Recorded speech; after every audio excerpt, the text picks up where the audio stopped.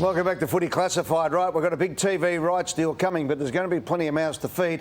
Mick Mulder had this to say in the Sunday Herald Sun on the weekend. Basically, there are too many spuds getting in the way of the stars.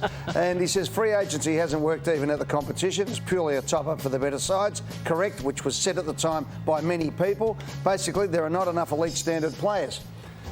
Discuss. Well, I agree. They get drafted at a young age, and outside of the first round, unless you're exceptional, there's a development period of 2 or 3 years, and I've been criticised for that. But they're the facts, because a lot of them, when they come in, they're not ready. So yeah. I agree with list sizes could be smaller. It's been mooted by a number of people, most recently Gary Hocking, and let the others go into a development talent pathway that you can draw on if needed.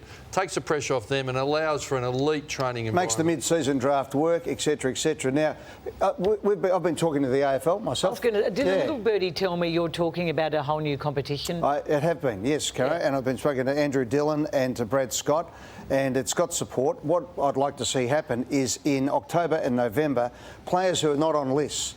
So if you're playing for Old Zavs or, you know, Glenelg under-19s or whatever the case may be. St Mary's in Darwin. Whatever you want. The fact is that most of these players have not played, you know, more than a handful of games over the last 2 years. 2-month round-robin competition. A lot of players are playing, say, for St Kilda in the VFL, for example, who aren't on the list, so they get played out of position. They don't get a chance.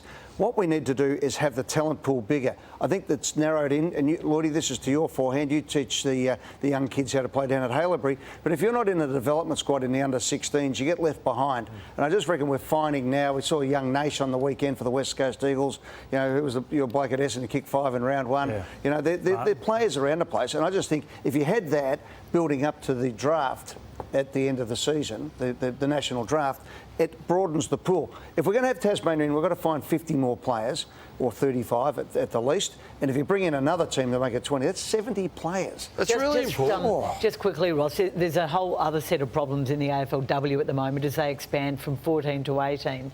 So this week, Carlton lost their star, Maddie Press-Parkes and Georgia G, to your club, Essendon Matthew. And I think Bonnie Toogood has defected, the Bulldogs would say, today from the Bulldogs over to Essendon as well. So marquee players are now commanding up to about 200 grand. Because because they're doing extra work at the footy club. I'm thrilled that good women, star women, are earning that sort of money. It's outside the cap, outside the ASA. But there's a lot of anger at clubs like Carlton that they put all this time and development into young women. But particularly when a number of the clubs coming in didn't want a bar of the women's footy. Yeah, there were teams who just ran 100 miles from it. And then you've got Emily Bates at Brisbane. I'm told earlier this week she received calls from Joel Selwood and Sam Mitchell. So do they individually trying to get them into Geelong? Did Carlton have the same salary cap and budget as a new club like Essendon did? Yep. And every club, it's every man for himself. But I just hope every woman for themselves. Yeah. I hope, and woman too, and person. But I just hope it all settles down soon.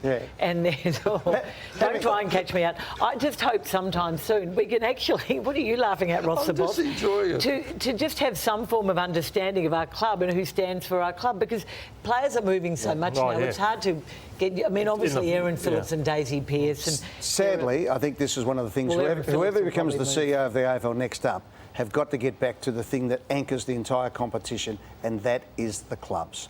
The players play for the clubs, but at the moment, it's the AFL, it's the players and the Players Association, and the key are the clubs, and that's what's not happening. These young women need to get good terms and conditions. Very much so. 100%. And they are leaving for money, and good luck to them. And I think the danger of those two marquee players is internal resentment. If you're getting 200,000 and the rest are getting, what's the average, Caroline? 20,000? Oh, seriously, I don't know. It's not a lot, is it?